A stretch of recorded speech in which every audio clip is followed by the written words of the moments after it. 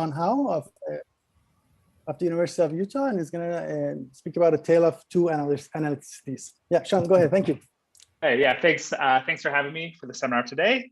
Let me say now that most of what I'll talk about is joint work with Christian Klevdahl, who I think is also here. Okay, good. So yeah, is joint with Christian. So in case I sort of forget to say that later. Okay, good.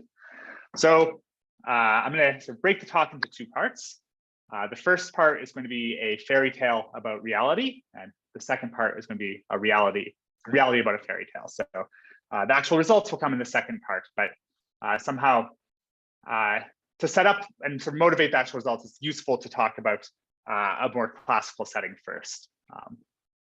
Okay, so we'll start with our fairy tale about reality. And so what's the reality here? Well, the reality is we're going to be talking about nice sort of familiar algebraic and analytic geometry over the complex numbers. So that's a reality we'll live in.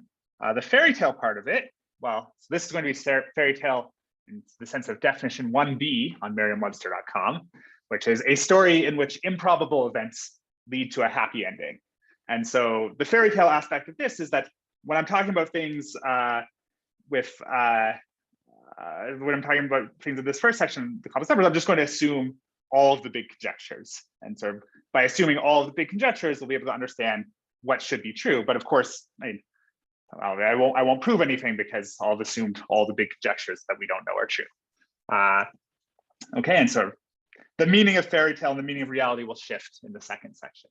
But for now, this is what we've got. Okay, so here, let me talk about the setup for a general problem. So we're going to have an algebraic variety defined over Q bar. So defined over, so in particular, sort of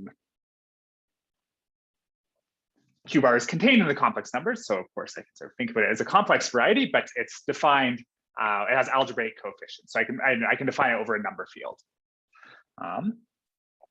Okay, and then I have a smooth proper family of algebraic varieties over S. So, and you can just think of this on the complex points as being like a submersion, a proper submersion, where the fibers are analytic.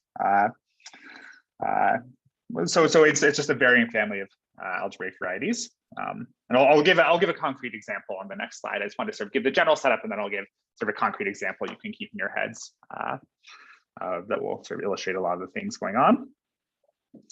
Okay, and then, well, since S is defined over a subfield of complex numbers, I can take its complex points. That's a topological space, and I take that universal cover. So that's a complex analytic space, but not an algebraic, right? So this universal cover, crucially to the story is, it has a natural complex analytic structure, but it is not an algebraic variety. So let me just highlight that. In general, I guess there are some very special cases where it is, but those won't concern us. Okay, so yeah, so the example that you can keep in mind, just a really elementary one, is the Legendre family. So here, the base is just I take the projective line and I subtract 0, 1, and infinity. Sort of all of those are rational points. So this is definitely sort of defined over the rational numbers. So in particular over Q bar. Then I look at the elliptic curve. So for every sort of point lambda, like every complex number lambda that's not 0, 1, or 1, I get an elliptic curve defined by sort of this y squared is equal to x times x minus 1 times x minus lambda. And so that's called the Legendre elliptic curve. And as a complex analytic space, it's sort of just a torus.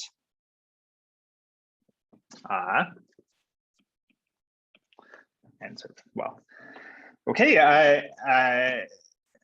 So I get this elliptic curve, and then those vary in a family sort of naturally over this whole parameter space. And so, and if you want to write down, and here I wrote down an equation in S times P2 for this family, but that's not so important. Just to sort of convince you this is a nice family. So these vary. Okay, and then, well, universal covers of Riemann surfaces are sort of particularly simple. This is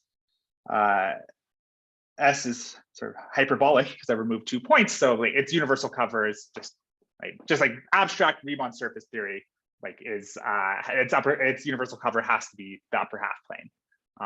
So sort of nothing, I'm not sort of claiming any specific identification right now, but in a moment we'll see sort of a specific identification with the upper half plane. But then just sort of abstractly, we already know it's upper half plane. And this illustrates that even in simple examples, this universal cover is not an algebraic variety. And the upper half plane it lives inside of an algebraic variety, so it lives inside of P1, and we'll see that in a natural way in a moment. But it's not itself an algebraic variety, so it's really sort of this is an analytic, at best, an analytic object. Okay, and so sort of attached to this data, so attached both to the general setup, and then I'll sort of again go over it in this specific examples, we have a period mapping. So if I fix some point in my base space, oops, here I've left something off the slide. So I fix some point in my base space, then I have sort of the fiber XS naught, and so this is just a complex algebraic variety. And so I can take its cohomology. And so I'm just going to fix some degree where I have non-zero cohomology. I'm going to take the cohomology, the singular cohomology of rational coefficients, and I'm going to fix a trivialization of that. Okay. And so if I do that, let me skip that for a second. And then I'm going to take, so if I do that, well, now this so this was the cohomology of the single fiber, but if I'm working sort of on the universal cover, I can sort of spread out that trivialization sort of over the entire S tilde. So it's over this entire universal cover. And then also at each point, I have some other piece of information. I have the Hodge filtration on cohomology. So the Hodge filtration is coming from sort of, I'll cover this in the next slide, but the Hodge filtration is coming from sort of comparing with singular cohomology and de Rham cohomology. De Rham cohomology has sort of natural filtration coming from just like the analyticity of your differential forms, like how analytic are your differential forms. Okay, and so that filtration sort of has, so here are these 2 bullet points. I'm just saying sort of what type of filtration you get. So like what is the dimension of the graded piece of that filtration? And you can sort of construct some complex variety that sort of parameterizes flags of subspaces with those sort of fixed invariants. And then you get a period map, and the period map just sends sort of a point to sort of be a point in your universal cover, your base space, to the filtration you get sort of from this canonical trivialization and then the Hodge filtration. So you get sort of some filtration just on C to the N using this trivialization. Okay, so you're just measuring the position of the Hodge filtration with respect to this trivialization. Okay, so what's that mean in this specific example? Just for anyone who this isn't familiar for. Well, if we have the Legendre family, I mean, this was just defined by this specific equation, like y squared is equal to x times x minus 1 times x minus lambda. And so on sort of the fiber at some point lambda, I can just write down a holomorphic differential form. I can, so dx over y turns out will be a holomorphic differential form. Okay, and so now if I have an algebraic, and so now if I have just a topological cycle, so I have like a path, a loop, let's say on this curve. So for example, here's my curve.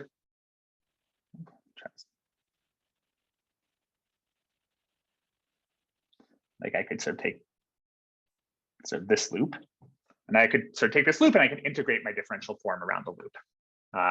And so if I do that, I'm going to get actually a sort of a map from the homology, so sort of the equivalence classes of these cycles to the complex numbers, which is another way of just saying I'm sort of getting a first degree 1 cohomology class with complex coefficients. So here, when I integrate around a integral cohomology class, I'm integrating like a complex differential form, and typically I'm going to get a complex number. So I don't sort of get a sort of integral cohomology class, but I get a C-valued cohomology class. Okay, and so this is sort of how I denote sort of that cohomology class, just integration. This is sort of where the argument goes, this little dot. Okay. And so then, okay, well, if you fix some trivialization, just let me take my base point to be 1. So I fix some trivialization of the cohomology above 1. I mean, here, again, so if I have my elliptic curve, I could just take sort of a loop going around this way and a loop going around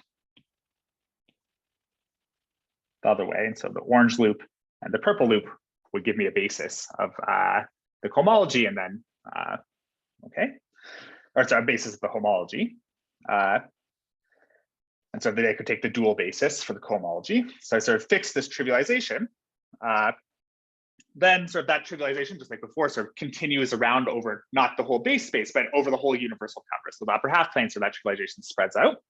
And so I can sort of just think about the homology of sort of the fiber at any point as being just Q squared. And then my flag variety in this case is just the projective line, and sort of so the one-dimensional subspace I'm getting of this two-dimensional space is just the subspace spanned by integration of my differential form.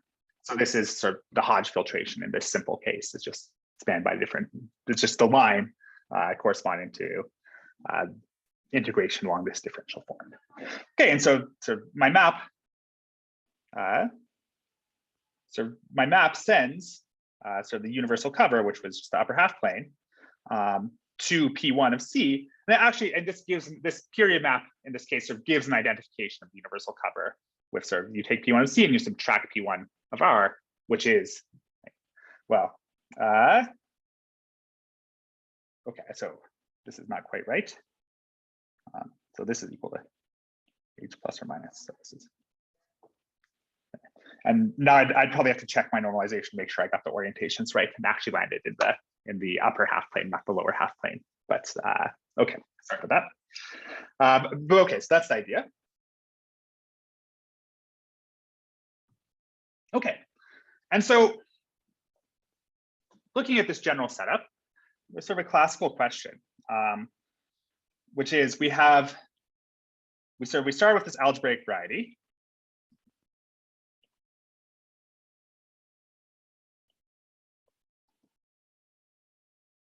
And then sort of, we wrote down this period map, and the domain of the period, or the codomain of the period map, was also an algebraic variety.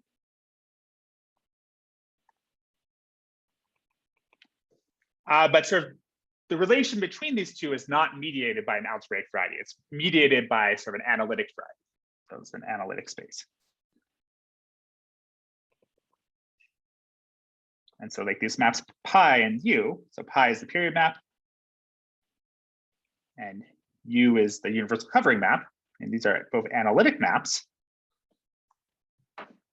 But then there's no sense, and S tilde is not it's not an algebraic variety, so you can't ask these maps to be algebraic.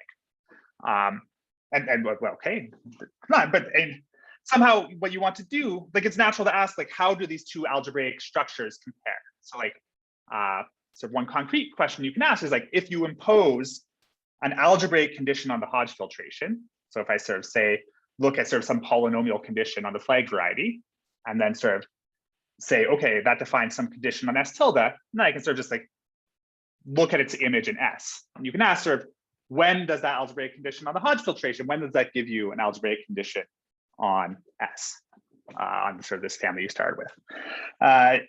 So, and there's sort of two, well, there's more, but there's two ways I want to focus on in which you could ask that question.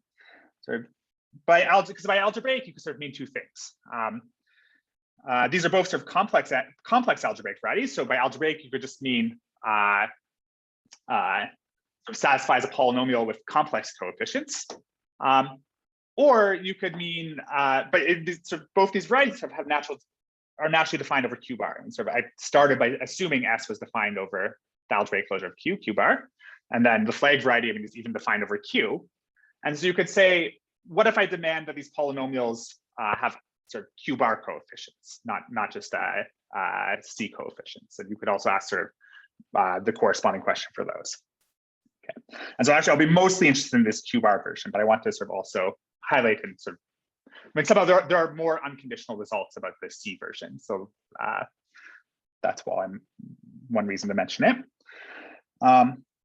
Okay, so that's sort of the informal question is sort of which algebraic conditions on the Hodge filtration sort of induce algebraic conditions on S. And then just to give that some concrete mathematical meaning for now, let's say, and what I'm really asking is which algebraic subvarieties of the flag variety, if I take some algebraic subvariety of the flag variety, and then I take sort of its pre-image, so here is Z in here, then I can take pi inverse of Z. So I can take the pre-image of Z in here, and then I sort of just map it down to get something inside S.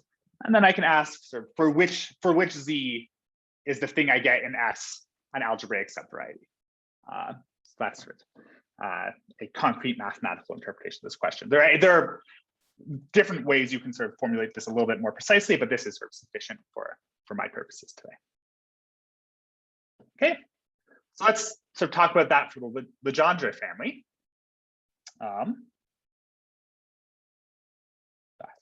There's some interesting typesetting on this.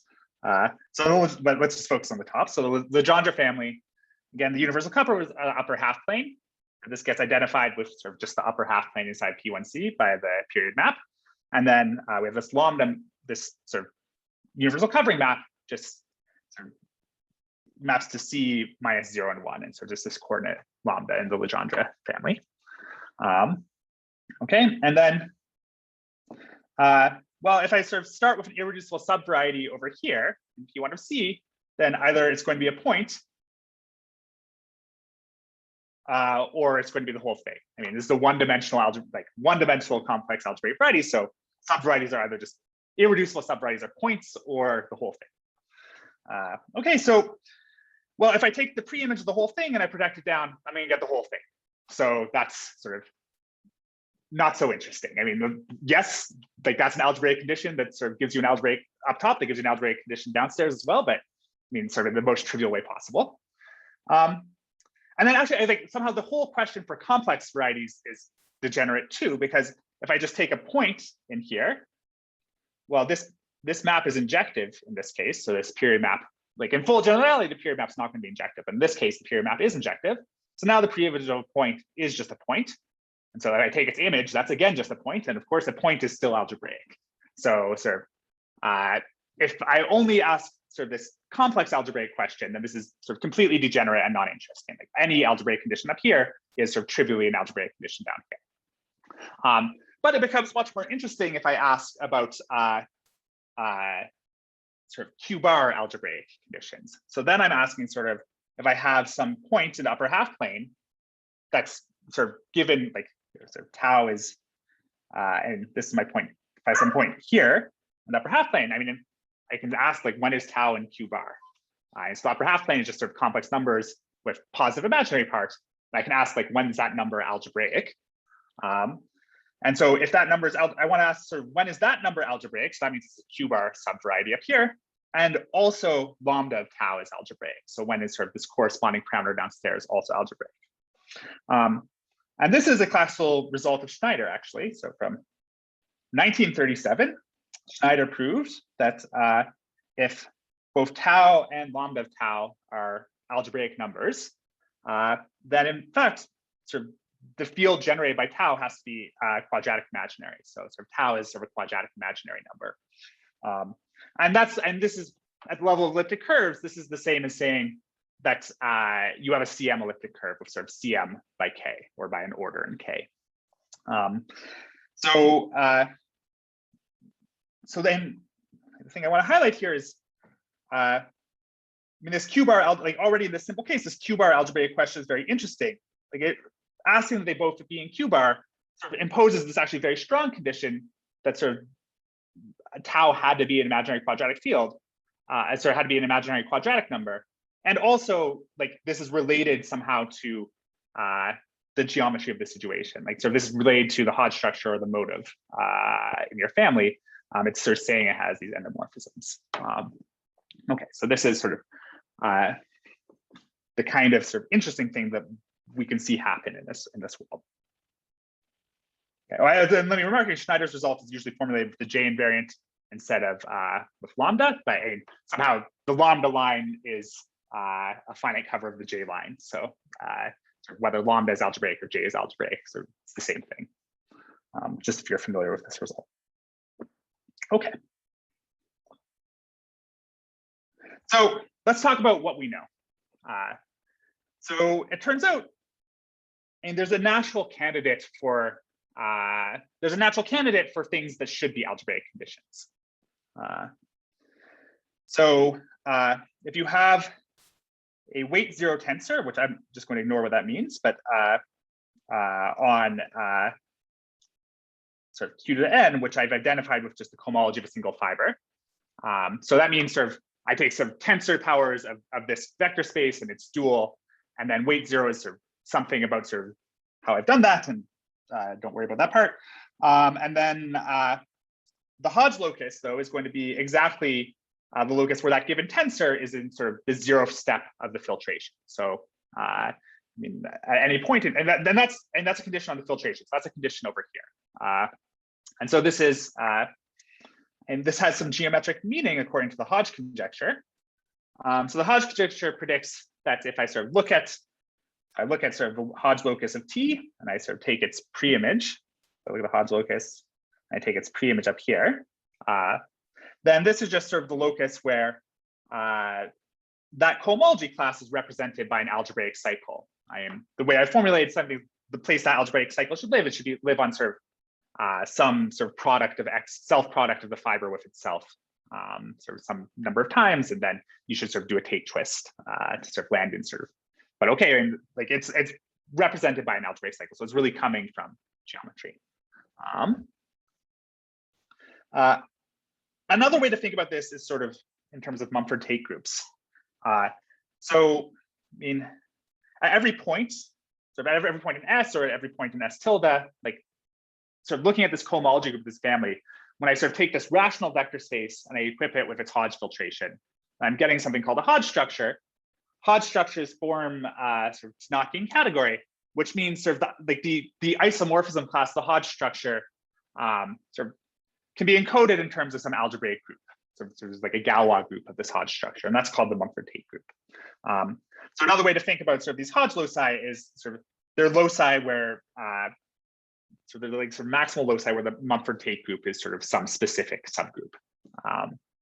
Okay, so and this is sort of good. This is a good way to think about this. Will come up again later, but somehow you can think sort of so at every point you have sort of this variety. You took this homology of the variety. You can either think of getting like a motive from that or just the Hodge structure from that, and like that sort of that object like that has some symmetries, and sort of those symmetries are encoded by the Mumford-Tate group.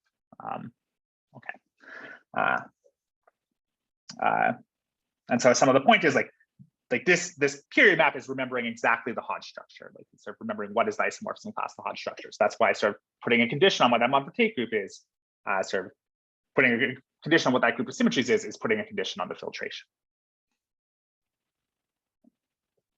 Okay, so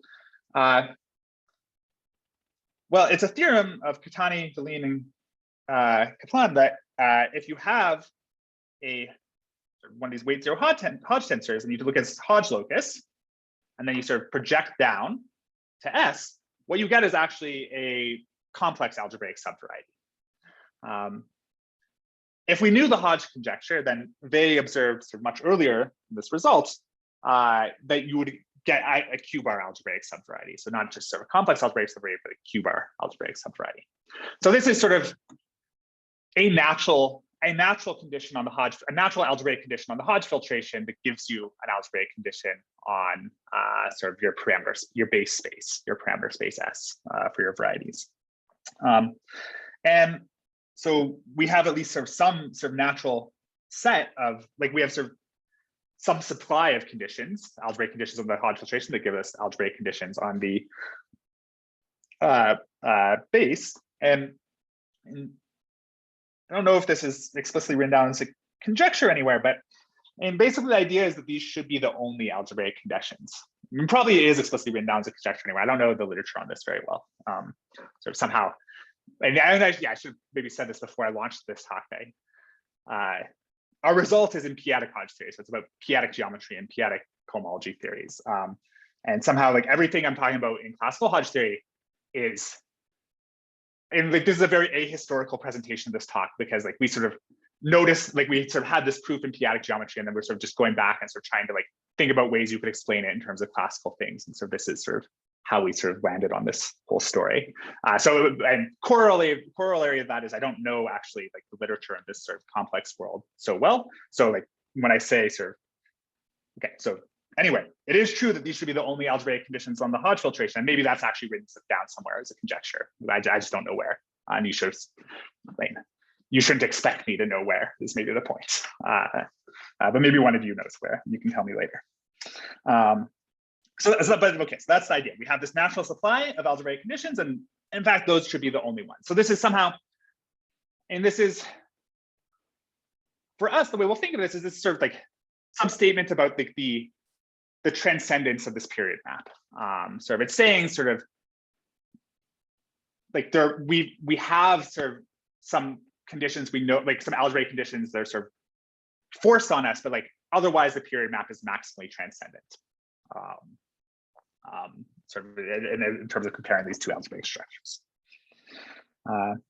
Okay. I just want to sort of point out some closely related things and some results that are known. So instead of the Hodge loci, you could talk about sort of special loci. This theory starts in the theory of Shimura varieties, and that's sort of weakly special loci.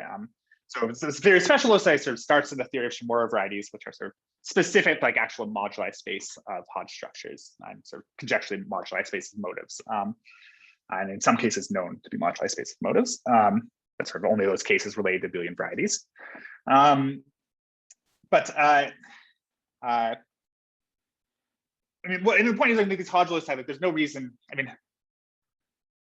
so you could take like the union of two Hodge loci, or like you could sort of, and the way I sort of set things up, there's no reason for the Hodge loci to be irreducible or even connected, like sort of if I fix some tensor. So I mean, somehow there's there's an immediate thing you can do, which is just sort of take the Hodge loci and then sort of like take irreducible components. And so sort of the theory, like sort of the definition of special subvarieties is basically set up to handle this issue.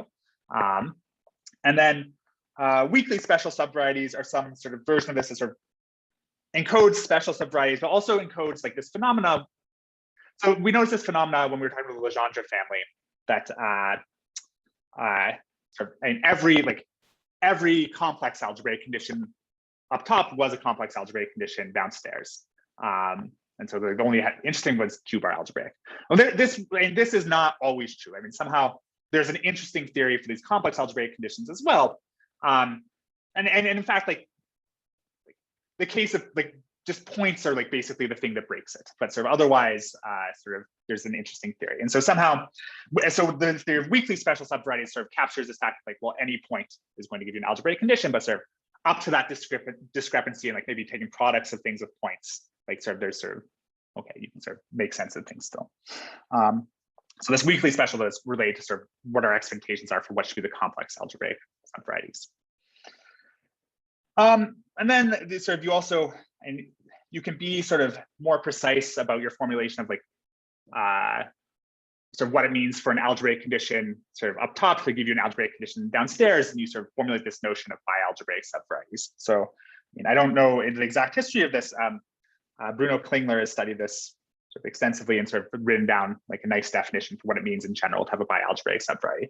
And in particular, you want to sort of be a little bit more careful than I was when your period map is not injective to sort of set up a reasonable notion. Okay, but if you do these things, then you can sort of be quite precise.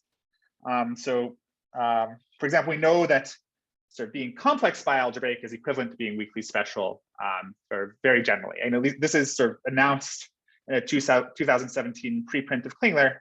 I'm not sure where, I'm not sure, yeah, maybe again, someone else knows this, but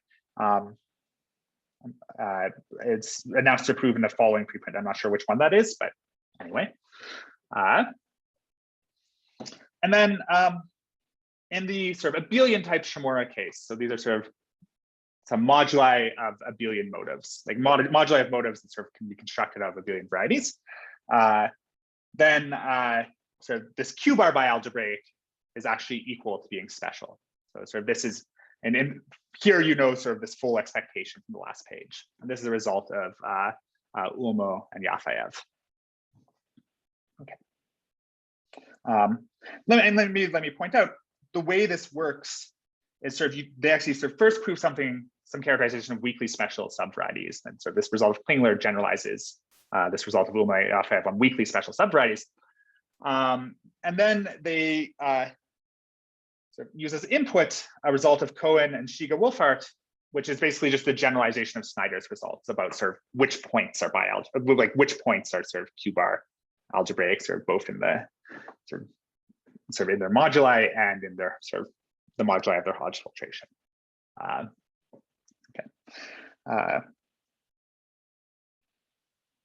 Oh, and there's just in the direction of sort of this expectation we have from the Hodge conjecture, just of like that even like these Hodge loci are defined over Q-bar, which like is not known in general. Then so the Hodge loci are defined over Q-bar is sort of not so bad for Shimura varieties, like when you're actually moduli spaces, but like for general families, sort of it's not known. But there's a result of Klingler, Noska, and Urbanik from a preprint of 2020 that sort of reduces this to sort of the case of special points. But in the case of special points is not easy either. So, but anyway, sort of, okay. I just wanted to mention sort of these various results just to give some sketch of what is known. Okay, but now I want to talk about what we would know if we sort of believe everything. Okay, so here we're back in this general setup. We just sort of had some family, smooth proper family, and we took its period map on the universal cover. Okay, and in this case, so everything is going to include the Hodge conjecture. So this sort of statement that was sort of conditional on the Hodge conjecture, this du Levé, we're just going to take it to be true. So we know that the Hodge loci cut out Q-bar algebraic conditions because we believe everything. Okay, and then, well, then we can actually give a nice theorem going in the other direction. I've named this the conditional sideways Q-bar Ax-Lindemann theorem. This is, I mean, I won't start on the ways in which this is not a good name, but anyway, so this result might be this. So this is sort of another actually, and this is another reason I wanted to talk about this today, because I think this result might be well known, but I just don't know anywhere. Like I couldn't find it written down somewhere, but somehow I would guess experts know this. So anyway, I wondered if sort of someone could sort of if someone sort of could confirm or disconfirm this well-knownness for me.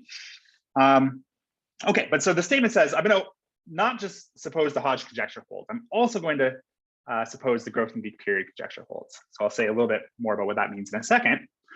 And then the statement doesn't look quite the same, but it's sort of equivalent and like even actually stronger than sort of the kind of problem I was talking about before.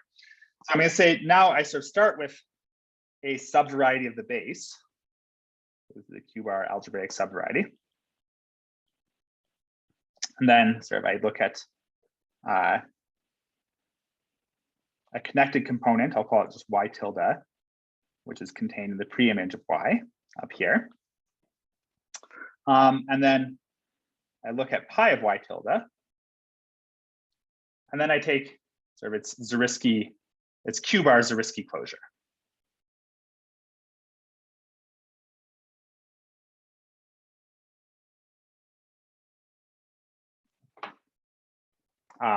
So just sort of the smallest algebraic subvariety over Q-bar that contains the image of y tilde, sorry, of the Fike variety. And so the statement is, the conclusion down here is that this Zariski closure is just the Hodge locus for some t. So this is sort of the kind, like of the sort of flavor. Like this is one of sort of the things we were looking at before. So this is the Hodge locus for some t. What is this t? And this t is just a Hodge tensor that cuts out the generic Mumford-Tate groups. So sort of one nice part of this sort of whole Hodge theory story is you could sort of always cut out Mumford-Tate groups, so these groups of symmetries, using sort of just a single Hodge tensor. Okay, and so T is cutting out this generic Mumford-Tate group.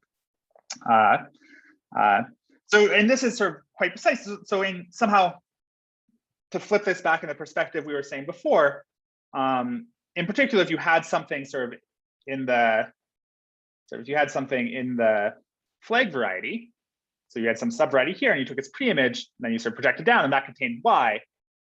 Well, sort of somehow that's going to mean like if that contains y, then sort of if you sort of start with something connected, and then sort of you're going to contain some connected component of y, of the preimage of y. And so now, so that thing you start with is going to contain sort of pi of y tilde for some y tilde. And so somehow the point is you're concluding that like if this cut out, in particular, like if this thing cut out an algebraic condition downstairs, like actually sort of that was completely explained by a Hodge tensor, sort of like the condition of being a Hodge tensor was maybe sort of inside of like this maybe bigger algebraic condition you started with. So, but it actually sort of even says a little bit more than this. So, and this is sort of why it's, anyway, if you know these things, sort of Ax-Lindemann looks like this statement, but instead of starting with something in Y, I would start with something in the flag variety. So Ax-Lindemann, that's why it's sort of sideways Ax-Lindemann, and sort of even slightly stronger than the question I started with. Okay, so this is a theorem that depends on the Grothendieck period conjecture and the Hodge conjecture. I want to outline the proof because and some of the point of doing this whole Archimedean exposition is our p-adic result has the same proof, just like all these things that are sort of conjectures are and some of the analog you need is just like built into the theory from the ground up. So it's no longer conjectural. Okay, so first step when you prove this is you just reduce to the Hodge generic case. So you sort of you take sort of the smallest Hodge locus through which like this map from y tilde factors, and sort of you just look at sort of the corresponding flag variety for the corresponding Hodge locus, which is basically a flag variety for the Mumford-Tate group, for the generic Mumford-Tate group. So you reduce to that case. So in a flag variety for a general group just means like sort of flag varieties in the sense I said earlier were sort of, you could think of it as being moduli for parabolic subgroups of GLN. And so this just means sort of moduli of parabolic subgroup for sort of some other reductive subgroup, some other reductive group. Okay. So now you're sort of mapping here.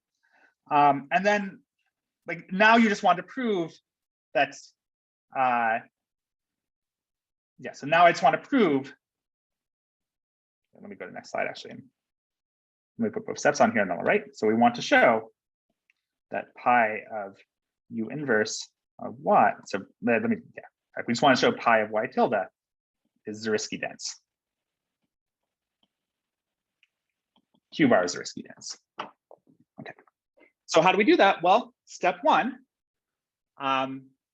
there's a nice result of Legendre, so that lives in his sort of theory of motivated cycles.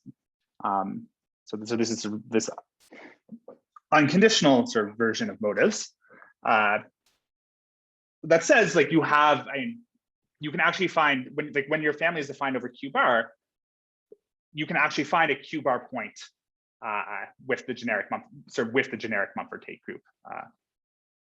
So you can find a Q bar point of your variety sort of with G as its Mumford-Tate group.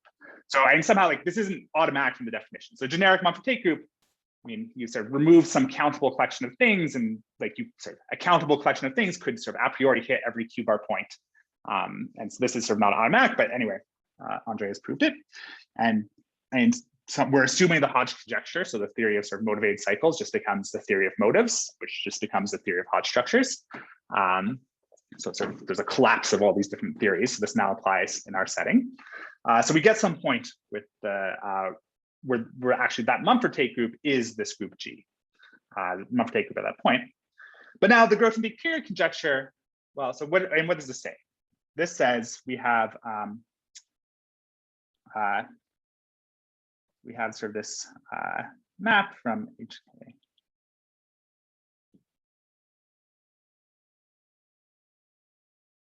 From the singular homology to its de Rham homology. So we have, and this is just the integration map comparing singular and de Rham. Whoops.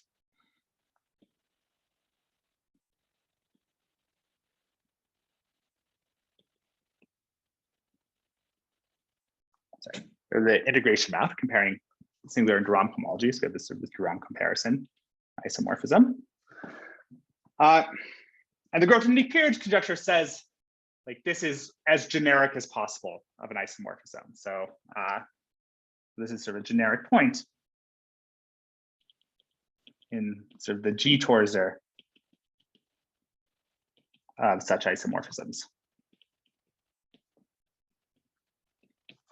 So you can sort of demand that you can sort of take isomorphisms that sort of respect these Hodge, like sort of all the Hodge tensors that are sort of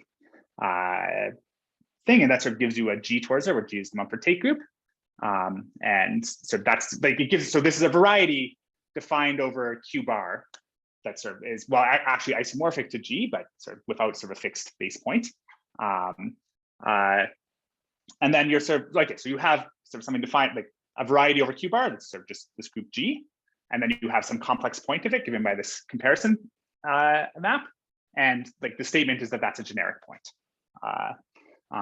So in particular, this implies that the Hodge filtration is a generic point to the flag variety. So sort of if you know that this comparison map is a generic point, then sort of the Hodge filtration has to be a generic point to the flag variety. So the point is that the Hodge filtration is sort of is rational over here. So it's sort of Q bar rational on this side. And then, but you're measuring its position on this side. So sort of that's sort of why this and what you're using about the Hodge filtration in order to deduce this is just that it's Q bar rational on this side, but then you're measuring it on this side. Okay, so you get that the Hodge filtration is a generic point of this flag variety for the Mumford Tate group, which is just equal to G. But now you're taking sort of Q bar 0 C closure. So that exactly tells you that the image of pi contains a generic point of the flag variety of G. So you win. Okay, so that's the proof. And yeah, so I just wanted to make this remark. I said a little bit about this earlier, but so in Homology, sort of have this, in this special case where you take sort of abelian type Chamorro varieties, sort of they prove a slightly weaker statement, and probably can, yeah, they prove a slightly weaker statement. But somehow it's, but still very good. And the way they do that is, the argument looks similar in some ways, but instead of sort of using this very strong thing where you get sort of some point with the Mumford Tate group equal to G, they sort of do something, they use the Lean and Andre's monodromy theorem to sort of find sort of big enough monodromy, maybe not equal to G, but equal to a normal subgroup of G.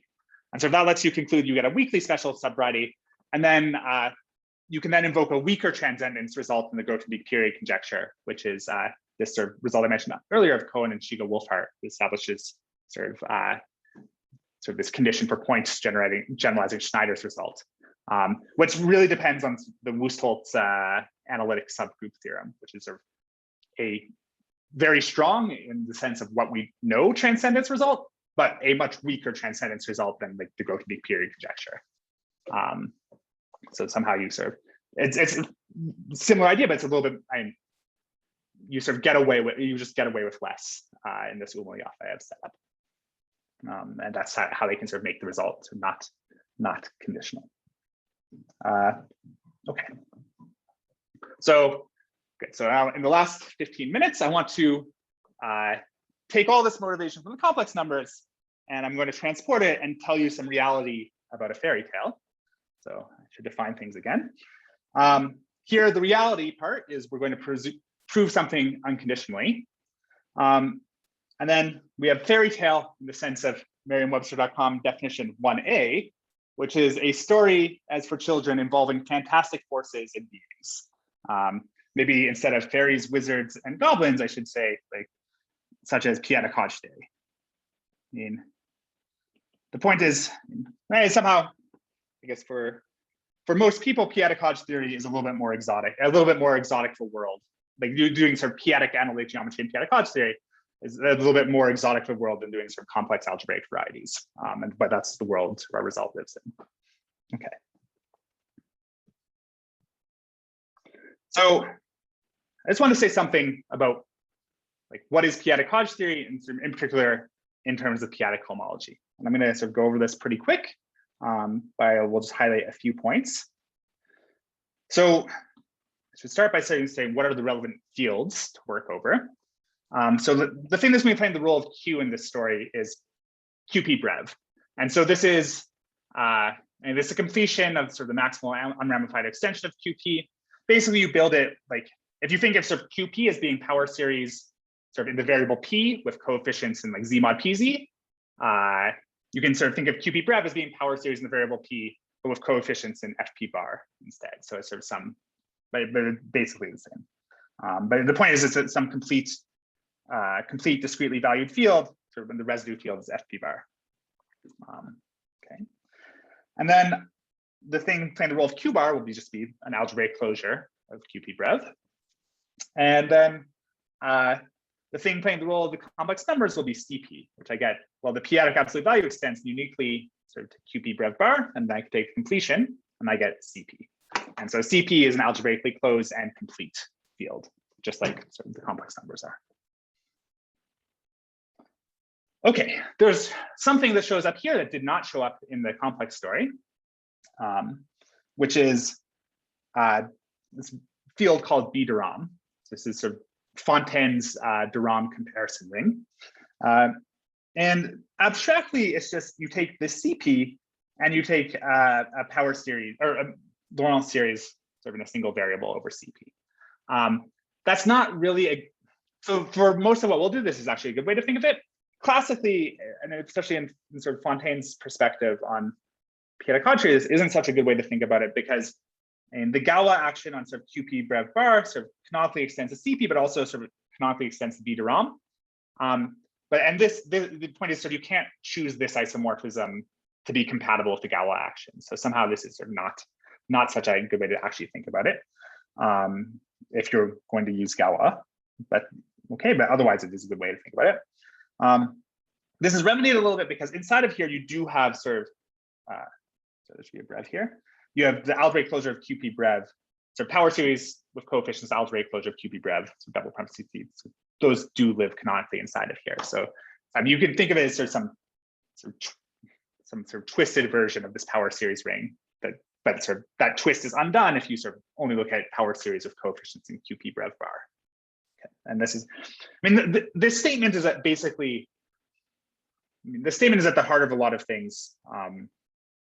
About sort of the difference between p-adic Hodge theory over QP-brev bar and over CP, which are things that sort of have only been developed in very recent work of Bott-Morrow, Schulze, and others, and now Bott-Schulze. Okay, but anyway, so what happens on homology? Well, I mean, just like for complex algebraic varieties, we could compare singular and de Rham homology. Here we can compare a tall p-adic homology, which is sort of, you can think of as being some variant of, like, this is not a perfect analogy, but you can think of it as being like singular homology here. Again, de Rham homology. I mean, it makes sense to sort of form the de Rham complex of a rigid analytic space. So a rigid analytic variety just means something sort of cut out by power series with coefficients in sort of some finite extension of QP-brev. So that's what I mean. So it's some theory of analytic geometry over a p-adic field. Okay, we have, and so Fontaine sort of conjectured and later Faltings proved sort of for algebraic varieties, and then Schulze proved for rigid analytic varieties that you have this isomorphism. So once you sort of go up to this, you can't go up to just CP, but once you go up all the way to B de Rham, there's a canonical comparison isomorphism between these things. Good. There's a version of this over CP, but it's a little bit more complicated. You no longer have a comparison theorem like this, essentially because you can't take the tensor product of the de Rham homology over CP with B de Rham. So like if you don't have a QP bar structure on the de Rham homology, you can't sort of base change it to B de Rham. It turns out there's still a canonical deformation of de Rham homology to sort of something over like B plus de Rham, which is just the power series ring. And so sort of it's special fibers de Rham homology, and then sort of it ends up being a lattice inside of a tall homology. I'm not going, I can't say too much more about this. Somehow the point is, this setup gives you sort of two filtrations. You get a Hodge filtration under Riemann homology, which is actually like in some way coming from p-adic homology. So like there's sort of some constructions, it starts with p-adic homology and reproduces sort of the Hodge filtration under Riemann homology using this comparison. And similarly, you also get a filtration on Untitled homology called the Hodge-Tate filtration. There's actually, there's two different filtrations in play here. Yeah,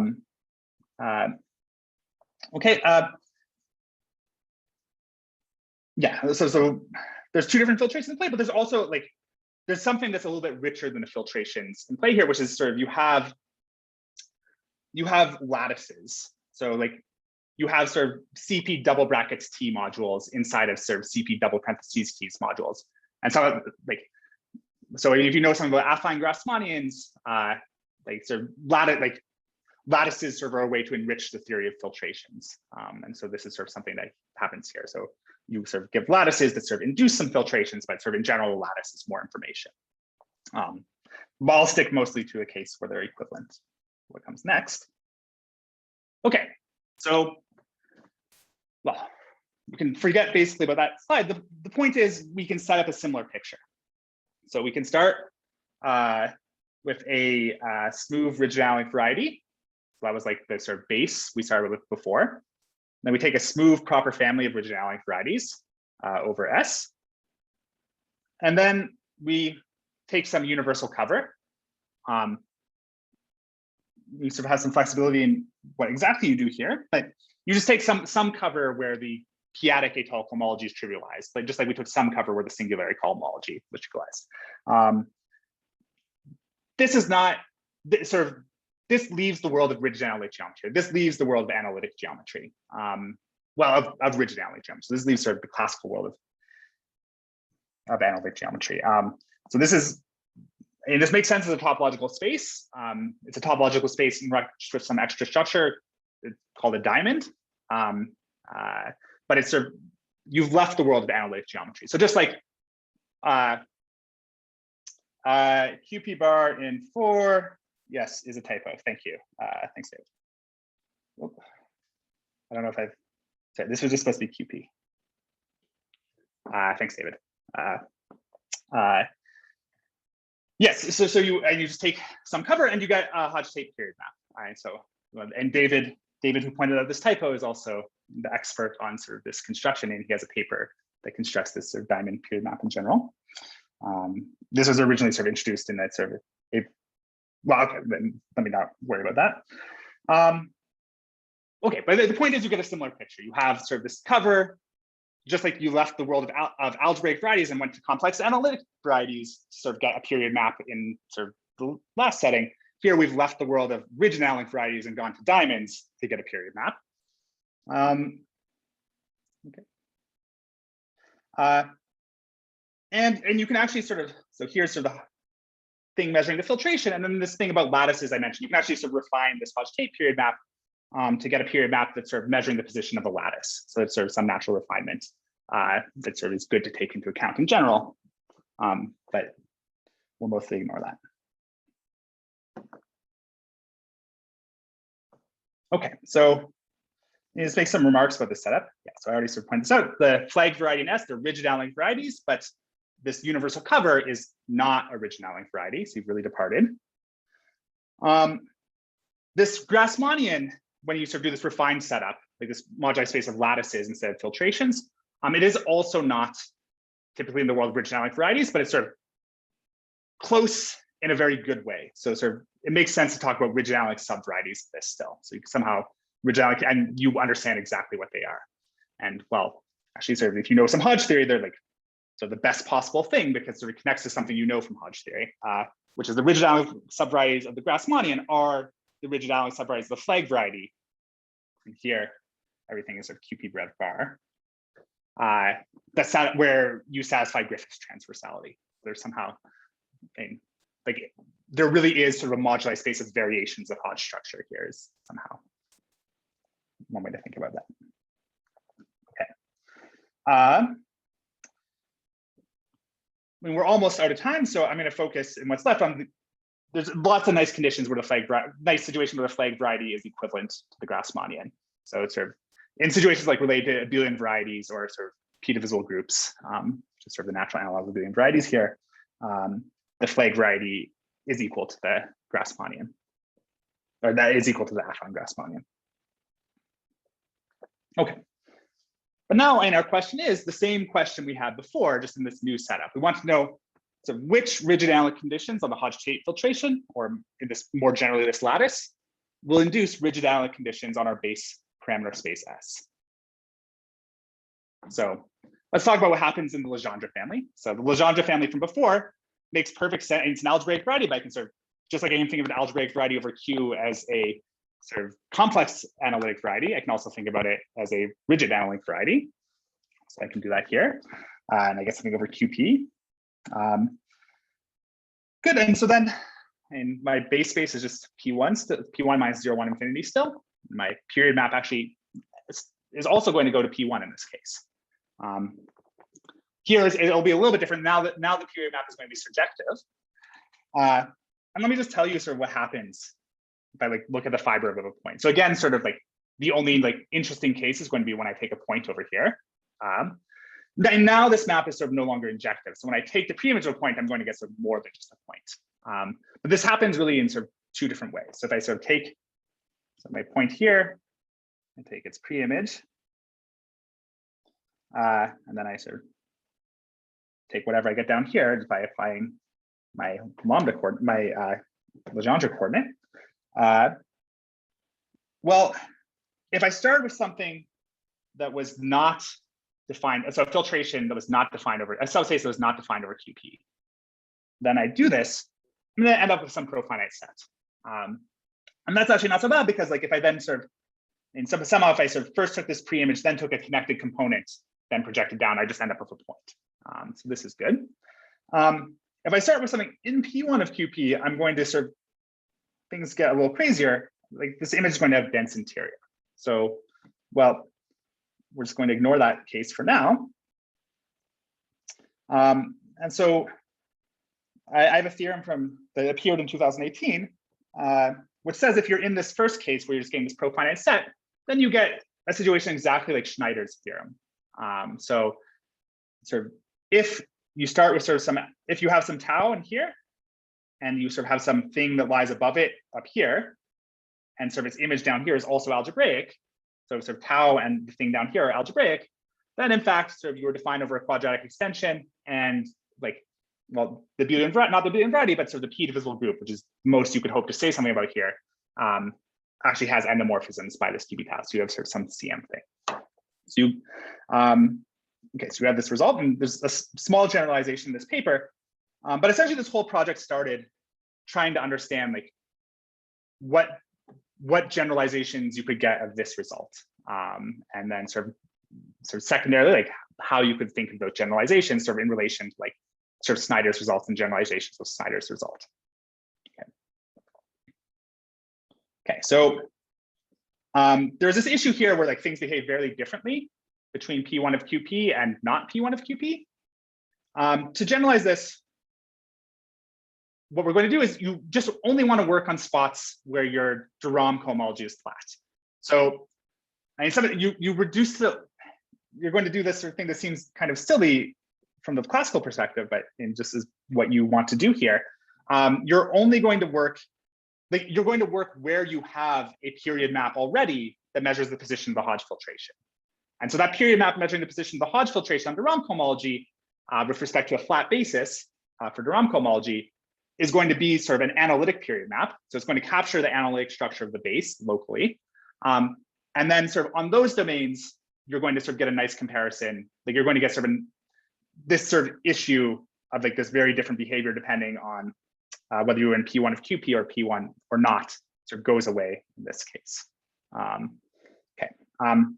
So really what we're going to be doing is we're going to work this thing where you compare, you have a Hodge filter, like a period domain for measuring, you have a period map measuring the position of the Hodge filtration, and you have a period map measuring the position of the Hodge-Tate filtration. Okay, let me just get sort of a setting on the board.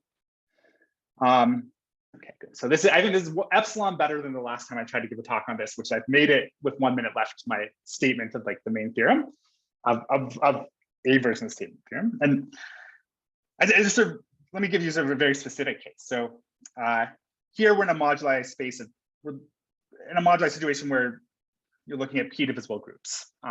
So this is sort of related to these abelian variety settings, like when you sort of specialize at like in a reduction locus around a point. And we have some space, some diamond, so some topological space with extra structure that has sort of a map to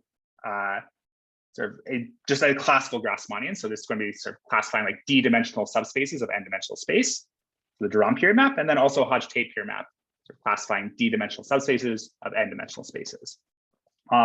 There are some extra decorations here related to how you set up this situation that let me sort of not worry about. You can choose these extra decorations so that the image of sort of both of these maps is just sort of some open subset on each side. And so then sort of you're really basically a nice situation. And well, I won't try and read this theorem out loud, but this is the same statement we had before that was conditional in the Grothendieck period conjecture and the Hodge conjecture. But now it's sort of refined slightly because instead of sort of talking about Zariski closed subsets, I can sort of talk about analytic subsets. So I can sort of in particular, sort of this implies like a statement about sort of the Zariski closure of the preimage of sort of any algebraic subset here. So I take an algebraic subset here, I pull it back and take a connected moment, then take its image. So this completely describes its Zariski closure. So it sort of recovers the statement before, but it gives you sort of some analytic refinement of it. So this reflects the fact that like you're not actually just comparing two different algebraic structures over here. You're really comparing two different rigid analytic structures here and here. And you can refine it as such. Okay, and well, this thing holds very generally, but I'm a minute over, so I better stop. Sorry. That's okay. I mean, if you can keep going for another minute or two if you want to. Sure. Well, and maybe let me just sort of give everybody Okay. who expects to talk to end on time. Sort of Okay. My apologies and permission to sort of leave unabashedly. Okay. Okay. Yeah. So I'll say.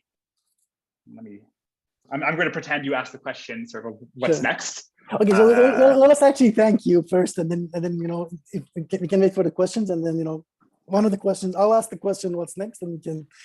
Okay. Okay. We'll thank Sean for a very clear talk. Okay, any questions? You can just unmute. I have a question. I'd like to know what he's going to say next. Okay, great. That was my question, Kumar. Sorry. Okay. If there are any graduate students in the audience, this is not how you're supposed to give a talk, so don't imitate me. Okay, so the next is that you have a version of this statement like in complete generality in this local setting. So in this local setting where you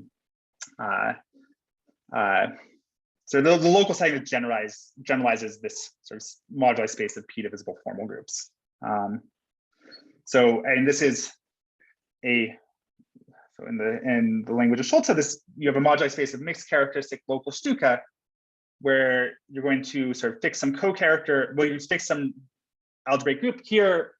So in Schulze setting, like if you look at the Berkeley notes where this is all set up, G will be a reductive group. Here, we're going to let this be an arbitrary linear algebraic group, and just for the reason that there's nothing that forces Mumford-Tate groups in our setting to be reductive. So you can impose an artificial condition that would sort of structurally is very similar to like the polarizability condition that gives you reductivity in classical setting, but it's completely artificial. There's nothing about like the cohomology of varieties that would impose that. I mean, somehow this is reflected in the fact that like only remembering the p-adic atal cohomology and like only remembering the p-adic cohomology theories is further from remembering like the motive. Like you're definitely not remembering the motive by remembering only the p-adic atal cohomology if you sort of start with algebraic variety. So and there's some conjectural way in which you could sort of rigidify this to actually remember the motive, but I don't sort of want to get into that. I mean, somehow so you're further like you're like you don't expect sort of Hodge-Tate cycles or Hodge cycles in this setting to sort of correspond to cohomology classes. But you are remembering something. Like there's this sort of purely cohomological object, which you can call a mixed characteristic local Stuka. You can call it a Broikis and Farg, a rigidified Broikis and Farg module. You could there's related to prismatic homology, but sort of there's this very rich category of purely local coefficients, really where your cohomology takes values, and you can sort of define Mumford-Tate groups for objects in that category, and then sort of you associate these two filtrations to objects in those categories, that category. But anyway, and somehow, yeah. Anyway, because this is sort of a lossy process, like there's nothing about the Mumford-Tate that makes the Mumford-Tate groups. There's nothing that's going to tell you your Mumford-Tate groups are going to be reductive, even if you start from an algebraic setting. Okay, but that's fine. I mean, that's actually not so bad to sort of define these spaces. So this mg mu b, so mu is a co-character, and this is sort of telling you like the type of your filtration, or like more generally the type of your lattice. And then b is something related to, I mean, it's something related to the mod p reduction in your variety. So it's sort of telling you about the crystalline cohomology of sort of the mod p reduction in your family. But I don't, and it's sort of some extra parameter that doesn't exist in the complex setting. And sort of it's, I mean, somehow this is like this b is a purely local at p parameter, and like, I mean, this thing I said before about, and if you wanted to capture the whole motive, you would have to enrich this b for some from sort of an isocrystal, like a isocrystal over QP to sort of an isocrystal over FP, right? So an isocrystal over FP bar to like a global isocrystal over FP bar, and so that would sort of give you something that sort of would, and then you'd sort of be in a situation where you were connected to, probably connected to algebraic cycles. I mean, sort of in like, in the like maximally conjectural version of that word, those words. Okay, and so in this generality, you can no longer just use Leg varieties. Like you really have to use these diamond affine Grassmannians, where you're sort of parameterizing a lattice instead of a filtration. But the maps from smooth rigid, like it still makes sense to talk about the rigidalic structure on these affine Grassmannians, even though they are. So it still makes sense to talk about rigidalic conditions, even though they themselves are not rigidalic. And something really interesting happens, which I want to point out, which is like when B is basic. So this is sort of the semi-stable case. This is the case I sort of said earlier, where like the image of both period maps is going to be an open subset, like in this p-divisible group settings. Well, and you can swap the Hodge-Tate period map and the de Rham period map. And so this means sort of our thing, I mean, our result looks like an analytic version of the sideways axle Lindemann result. But if you can swap pi Hodge-Tate and pi de Rham, then somehow you have an analytic version of actual axle Lindemann, because sort of somehow whichever way you swap, you'd still have the same sentence. And so I want to mention that. Yeah, so, okay, well, so this was supposed to be like the punchline of the whole talk, is that the proof is exactly the same as this Archimedean theorem I said. So you reduce the Hodge generic case, then you find a sort of point in the Hodge generic locus defined over QP brev bar. So if, is David still here? Yeah, so David, we use these, well, okay, so in some settings, this Hodge generic locus is just going to be a dense open. And maybe that holds true in general, but it's not sort of obvious that it should actually. And we don't know so much about what this will look like, but we use sort of the generic points from your paper with Bargov to sort of make this argument, like these weekly Shilov points. Okay, so anyway, there's some nice arguments that can give you this point, and again, just like the complex analytic case, it's not obvious that you're going to get sort of a point in QP brev bar. Like you might sort of only have a generic point in CP, or say actually even worse. But okay, it works out. So that's actually, and this is maybe the most non-trivial thing we had to do in the end. Although okay, and then the next thing is just to observe that Fontaine's classical crystalline comparison theorem, and you can think of it as being a strong version of sort of a local Grothendieck period conjecture. So, I mean, some other point is you have this canonical isomorphism between sort of étale cohomology and de Rham cohomology after you tensor B de Rham. So now we're okay. Like we really have the tensor product over here, not the deformation, because we're working over sort of QP brev bar. And then, well, you have sort of a rational structure on both sides. Say we're defined over sort of some finite extension K of QP brev.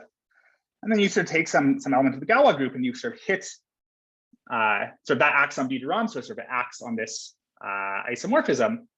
And like, well, a priori, you're just going to get a cocycle, like with values in sort of H1 of G B de Rham. So you're going to get sort of some continuous cocycle for some continuous action of this Galois group on something. But it turns, and sort of Fontaine's comparison theorem tells you it's a very concrete thing, and it's actually this cocycle you get actually comes from a cocycle with values in QP, which is just a homomorphism to QP. So it comes from a Galois representation, and the image of that Galois representation is sort of has open image in the Mumford-Tate group. So this is one thing maybe I didn't say, but it makes sense to talk about Mumford-Tate groups, like even at sort of not just at QP brev bar points, but sort of also at CP points. So there's these Mumford-Tate groups in this setting were studied a lot by Serre and Witten-Berger, sort of over sort of QP brev bar points, but you can actually define them sort of also at CP points or sort of more generally. And do we use Malfin-Chen's generic image results? No, we don't. I don't know what those results are, but maybe it's possible that we should.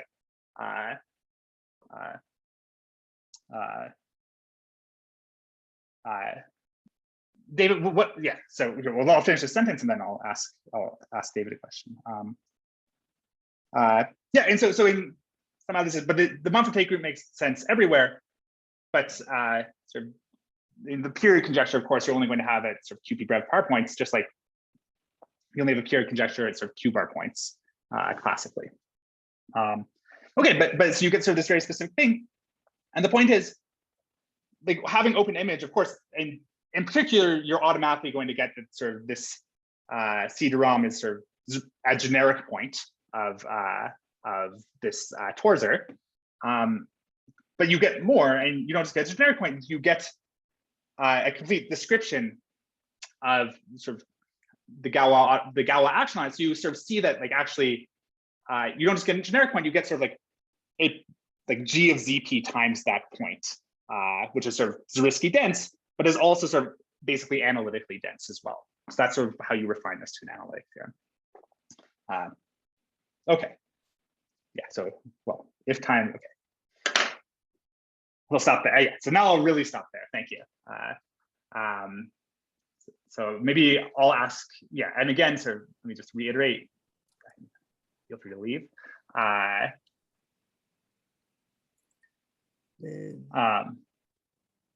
Oh, okay, so David, clarify. I will no longer ask David a question to see clarified what you're saying. Any other questions?